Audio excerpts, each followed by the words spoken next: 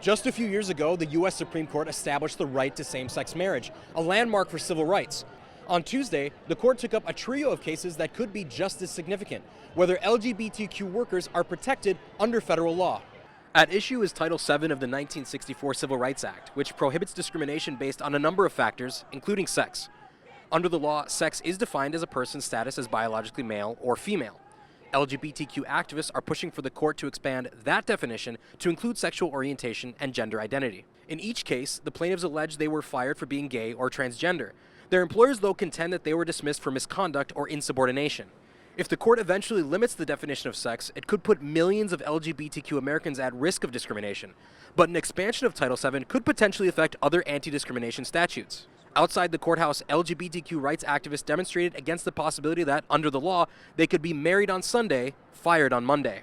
For me, this case, and this is a very historic moment, it's such an honor to be here with my community. As an out and proud transgender woman of color, a proud immigrant, it's important that I share my voice and my story in this moment in time where trans people, specifically trans people of color, are being murdered, being dehumanized, and in this moment in time where the administration is telling us that we don't matter. We're here in front of the Supreme Court, in front of the people that love us and with our community to tell the administration that we matter and we're not going anywhere.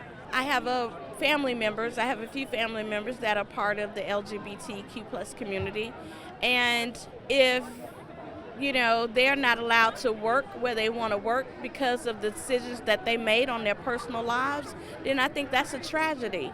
I think it's awful that we have to be here to just to just assert our rights.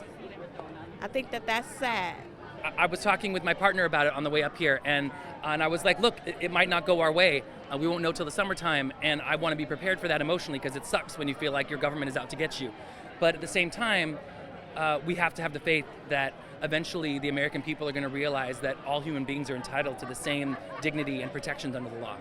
Emily Gao of the Heritage Foundation, a conservative think tank, told Newsy that Civil Rights Act protections apply to all people, including those who identify as LGBTQ. Gao said several cases over the years have established sex discrimination as when a female is treated more poorly than a similarly situated male, or vice versa. She said the cases presented on Tuesday were asking whether the courts can alter the meaning of sex at will, and that the decision could have far-reaching consequences for sex-based distinctions in other areas of the law, including privacy in single-sex facilities like homeless shelters and separate sports teams for women and girls.